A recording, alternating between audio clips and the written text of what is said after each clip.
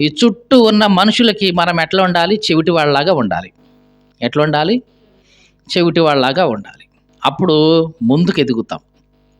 వీళ్ళ మాటలు ఏవి మనకు వినపడకుండా ఉంటే ముందుకు వెళ్ళిపోతాం. ఒకసారి ఒక బావిలో కప్పలన్నీ ఉన్నాయంట. ఏమున్నాయి? కప్పలన్నీ ఉన్నాయి. ఈ కప్పలు ఈ బావి నుంచి పైకి ఎగరటానికి ప్రయత్నం చేస్తూ ఉన్నాయి. కప్పలంటే బావిలో ఉంటాయి, తిరుగుతాయి. ప్రతి కప్ప కూడా ప్రయత్నం చేస్తూ ఉంది. కానీ ఏ కప్ప కూడా ఎగిరి ఎగిరి ఒడ్డుకు మాత్రం చేరలేకపోతుంది. అట్లాంటి సమయంలో ఒక కప్ప ప్రయత్నం చేస్తూ ఉంది. ఎగిరింది, మళ్ళీ అందుకోలేకపోయింది. మళ్ళీ ఎగిరింది, అందుకోలేకపోయింది. మళ్ళీ ఎగిరింది. ఈసారి ఇంకా శక్తి కూడగట్టుకొని మళ్ళీ ఎగురుతూ ఉంది. అలా ఎగురుతూ ఉంటే ఈ చుట్టూ ఉన్న కప్పలు అంటున్నాయి, ఏమని? ఎందుకు అనవసరంగా ఎగురుతున్నావు? ఎందుకు అనవసరంగా ఎగురుతున్నాయి? నీ వల్ల కాదు, నువ్వు చేయలేవు అని అరుస్తా ఉన్నాయి. అయినా సరే ఈ కప్ప ఎగిరి ఎగిరి ఎగిరి మొత్తానికైతే ఒడ్డుకు చేరింది. ఒడ్డుకు చేరి కింద ఉన్న కప్పలన్నీ చూస్తుంటే అవి ఎట్లా ఆశ్చర్యపోతూ ఉన్నాయి. మేము ఎంత ప్రయత్నం చేశాం మా జీవితంలో, ఎంతవరకు ఒడ్డుకు పోలేకపోయాము, ఈ బావిలోనే ఇటు ఇటు తిరుగుతున్నాం, ఇది భలేగా పోయిందే అని అనుకుంటున్నాయి. ఇక ఒడ్డున ఉన్న ఒక కప్ప ఈ కప్పను అడిగింది. ఏమని? గట్టిగా అడిగింది. ఏమనంటే, వాళ్ళు ఎంతసేపటికి వద్దు వద్దు వద్దు వద్దు అంటున్నారు, అయినా సరే నువ్వు లెక్క చేయకుండా పైకి ఎగిరి ఇదిగో ఒడ్డుకు వచ్చేసావు, ఏంటి రహస్యం అంది. రహస్యం ఏంటి అని అంటే, ఏంటి ఇప్పుడు దాకా వాళ్ళు వద్దు వద్దు అన్నారా?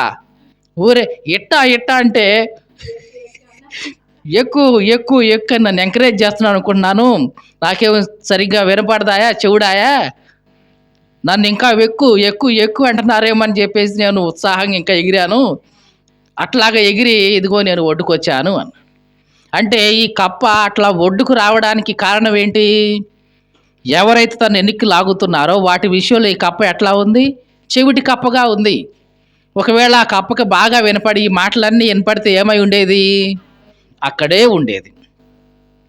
ఈ మాటలు వింటున్న ప్రియ సహోదరి సహోదరుడా, జీవితంలో నిజంగా నువ్వు పైకి ఎగరాలని ఆశిస్తే, పైకి ఎదగాలని ఆశిస్తే, నిన్ను ఎనికి లాగుతా ఉన్న మాటల పట్ల నువ్వు ఎట్లా ఉండాలి? చెవిటి వాడిగానే ఉండాలి. నీకు ఒకే ఒక మాట వినపడాలి, యేసు క్రీస్తు మాటే వినపడాలి, యేసు ప్రభు మాటే వినపడాలి. ఇది తప్ప ఇక ఏ మాట నీకు వినపడకూడదు. ఆ వినపడిన ఏ మాట గురించి అయినా సరే నువ్వు ఎట్లా ఉండాలి? చెవిటి వాడిగానే ఉండాలి. ఇన్నట్టుగానే ఉండాలి, వినపడినట్టుగానే ఉండాలి.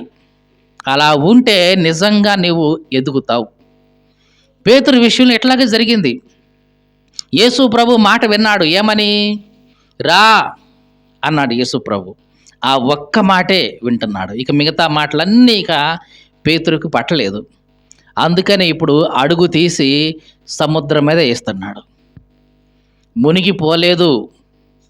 రెండో అడుగు వేశాడు, మునిగిపోలేదు. మూడో అడుగు వేశాడు, మునిగిపోలేదు.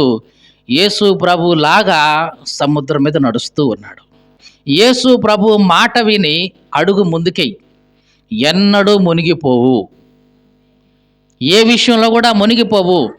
ఆర్థికంగా మునిగిపోవు, ఆత్మీయంగా మునిగిపోవు, మానసికంగా మునిగిపోవు, అప్పుల బాధల్లో మునిగిపోవు, శోధనలో మునిగిపోవు, కష్టాల్లో మునిగిపోవు, నష్టాల్లో మునిగిపోవు.